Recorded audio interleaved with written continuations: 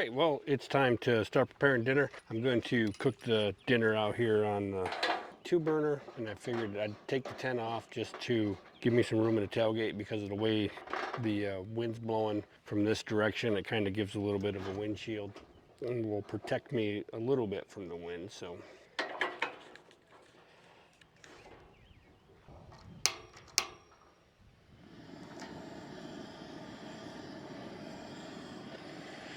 cast iron skillet. And then for tonight's beer, Bell Lager on the Lake. This one is a 4.8% by volume. We'll give this one a whirl. This is the Bell Brewing Company series.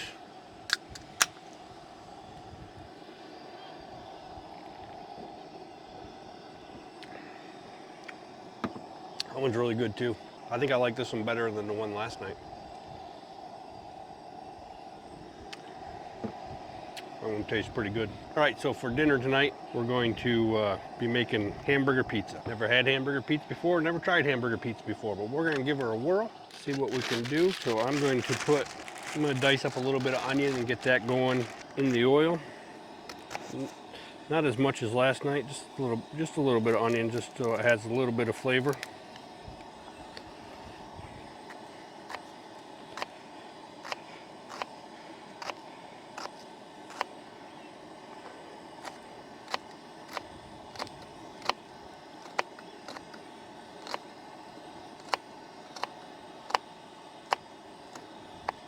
Throw that in there. Not very level, my oil all went to the one side here, so originally I had planned to cook this over the campfire, but we all know how that worked out for me. And then we're going to put some groundy beef in it. Got our onions in here cooking. They're probably good enough. They're very fragrant. So then we're going to put about 3/4 of a pound of ground beef into the skillet. So I have the 1/2 pound or so that was left from the last video, dinner.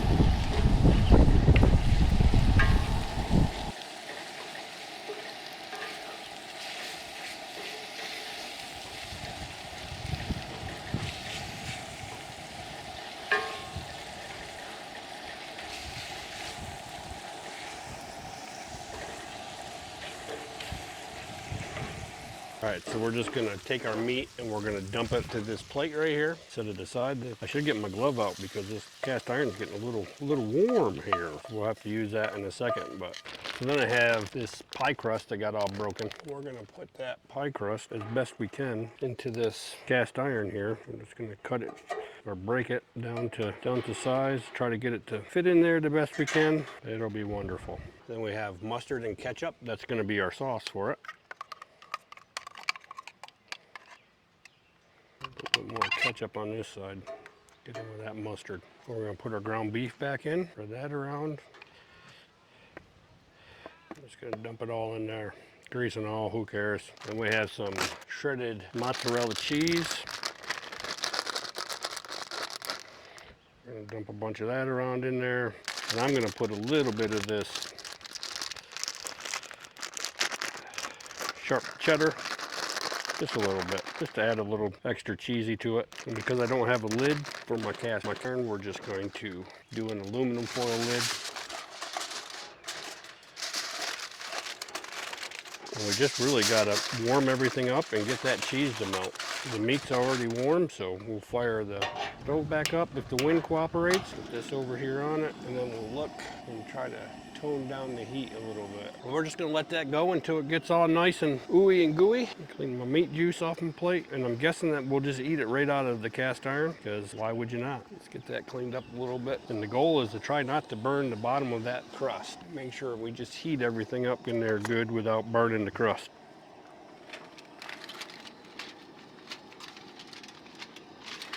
It's trying to melt.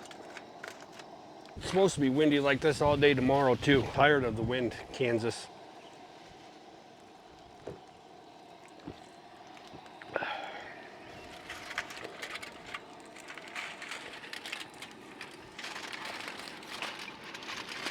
so the edges are getting toasty, but the center's not. So this may not work on this. So backup plan is sandwiches or ramen noodles. And then not having a lid probably doesn't help matters. Don't know if I can keep the heat in good enough to really get it. Probably on the fire, I think it would have been a little bit better because it would have been up off the coals and not on direct heat, but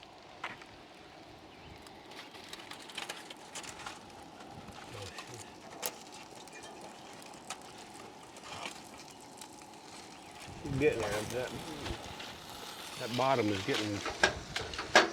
getting done. Bottom's getting a little too crispy. We don't want no crispy. No, I don't care. As long as it's not burnt, charred burnt, I don't care about crispy. Crispy's good. That was definitely better than last night. And last night's was good, don't get me wrong. But this one was really good. Back to the old Yingling Light.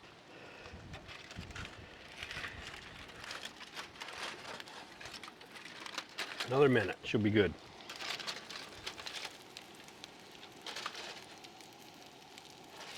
I think she's good. I think we're gonna stop her there just because I will have a little bit of work ahead of me cleaning out the cast iron. That's okay, it's hot. I don't know what this little thin shirt's gonna do. So, cheeseburger pizza.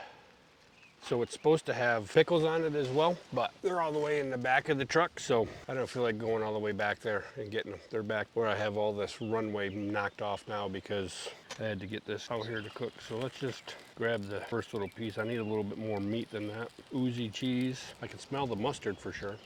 First bite. That's really good. I can definitely taste the mustard more than I can taste the ketchup, but I might need my knife to cut this too. But it didn't overcook. It cooked actually pretty well on the 2-burner. We'll see when I get towards the middle of what that, it's just a crispy crust. I can show you maybe the bottom of the crust on this one. I'll bring it up. So you can see, just a nice crispy crust. It's not burnt, warm. Probably should have called back and got the pickles because that would have made it. Pickles would have been good on here. We definitely got some baked on cheese and meat debris into the old cast iron. So that's gonna be a fun clean tonight. Probably would have been good to mix the mustard and ketchup in the container so that they went on evenly, because some portions of it, obviously, I'm getting a little bit more mustard than I am anything else. It legit tastes like a hamburger. I'm not gonna be able to eat this whole thing. There's no way. We might be able to eat half of it, but even that's gonna be a stretch, I think. The center got torched a little bit harder. Probably need to invest in a cast iron lid. Yeah, the center definitely got toasted pretty good. I'll be honest with you, this is about it for me. I'm gonna start the cleanup process, but we put a hurting on it.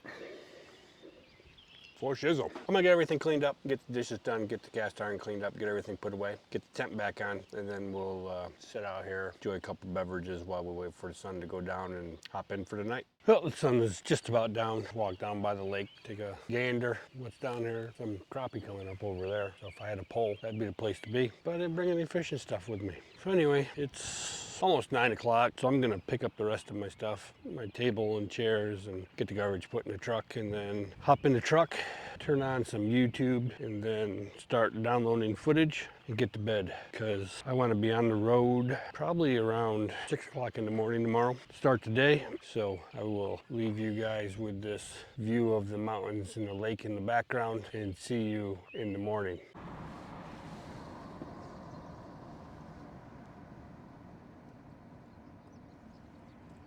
Look at the pronghorn, guys. Don't see them every day.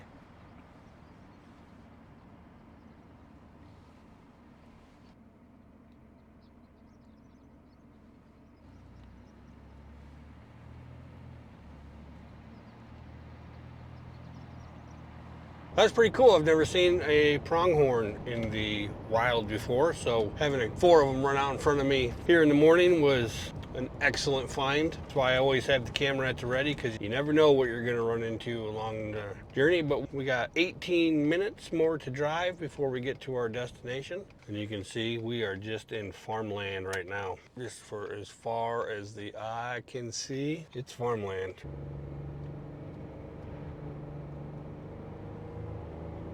All right, we made it to our destination. So this is called Monument Rocks.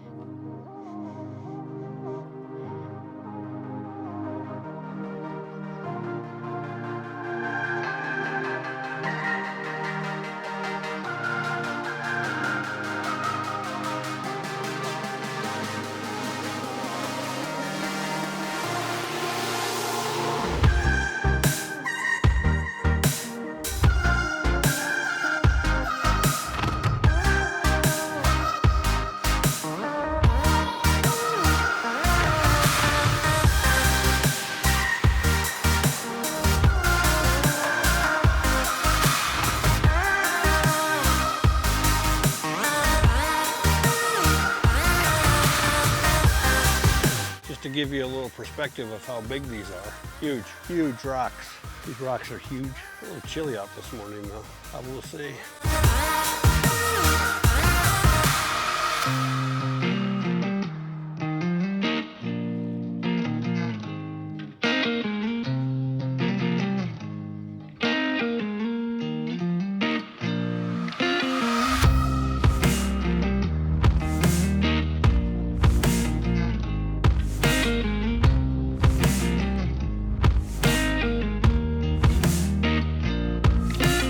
But anyway, I thought that we would grab the jet boil real quick, make ourselves a cup of coffee. Because I haven't had any coffee yet this morning. I got on the road early to get to here, and then maybe grab a little bit of breakfast, some yogurt or something. So, and we'll have the beautiful chalkstone rock formations as our backdrop for our morning coffee. I can't think of anything better. So let me start getting some stuff around and get the tripod set up.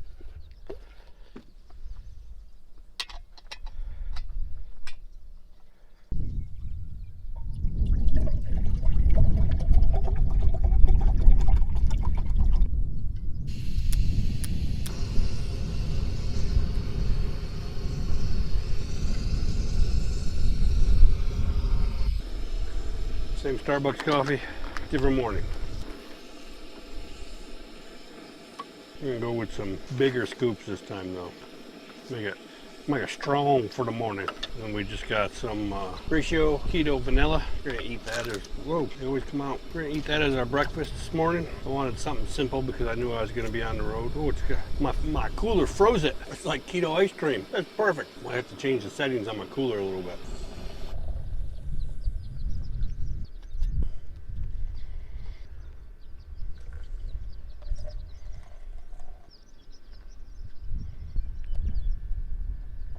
Let that sit aside and steep, finish our yogurt. There is nobody here. Saw one other person when we pulled in, but they were down at the other one. So isn't that a beautiful view? Rock solid. Haha. Yeah, all right. It's been close enough to 4 minutes. We're gonna slowly press down our French press mug.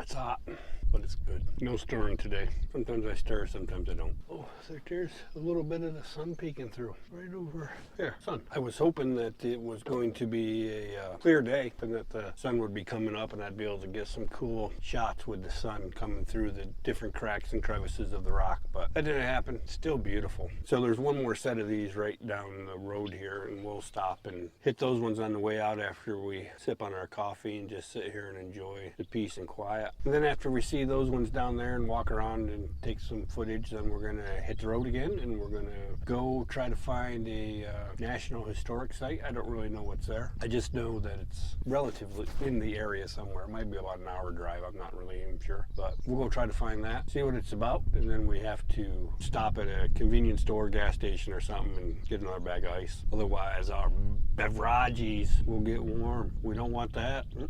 But my two 16-pound bags are just about gone that I put in there on the way down. But I've been leaving the cooler inside the truck, so that thing's a hot box during the day, so not bad. But I'm so used to not traveling with an ice cooler now but my little 12-volt Cool was not big enough for the task for a 4-night adventure. So if I go on a 2-night adventure, I can get everything in it that I need in there. So the weather right now is 62 degrees, which is why I put my hoodie on because it's a little chilly. Supposed to be windy again today. It's not windy right now though, so that's nice. And high is like 74 or so. But anyway, I think that we should get this closed up. We'll hop in the truck and go down the road a little bit, see the next set of the chalkstone rock formations, and then get on with the rest of our day.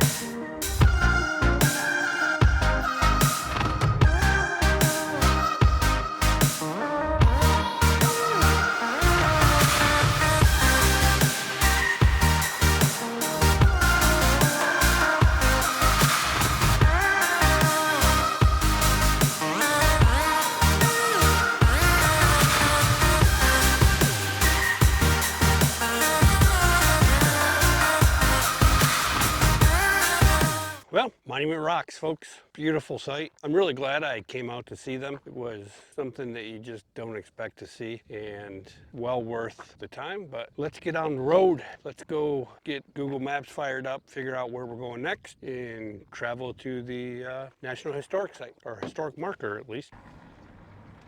Continue on Gove County Road 16 for 2 miles.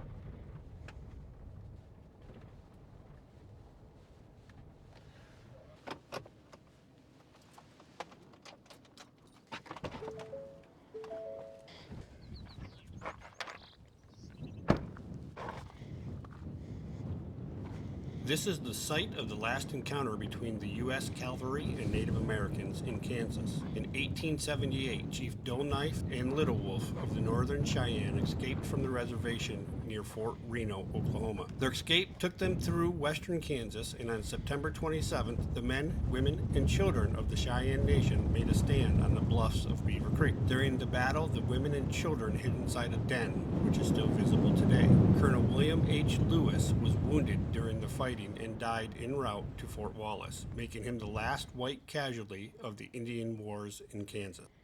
So that is Sanctuary Cave, place of sanctuary for the Cheyenne women, children, and old during the battle. The small draw that's above it was the escape route for the Cheyenne after the battle. Across the canyon on the western hills, rifle pits dug by Cheyenne women and children are still visible. I don't really know what they're referring to.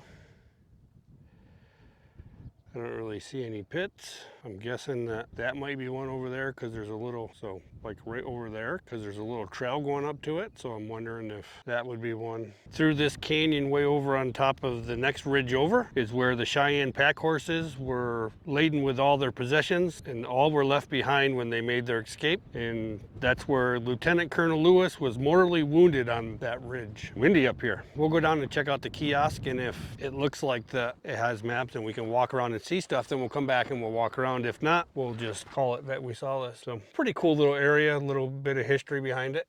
But let's head down to the kiosk.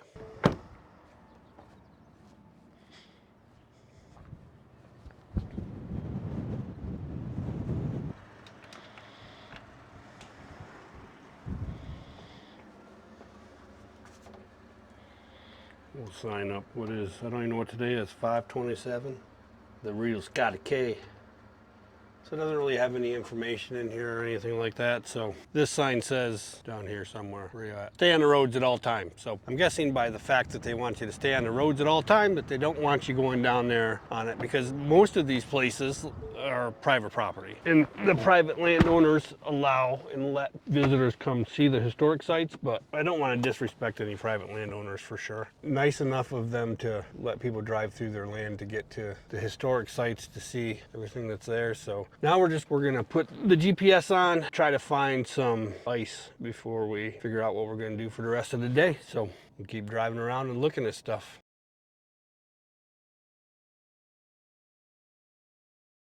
Another bells. This is the Change of Heart.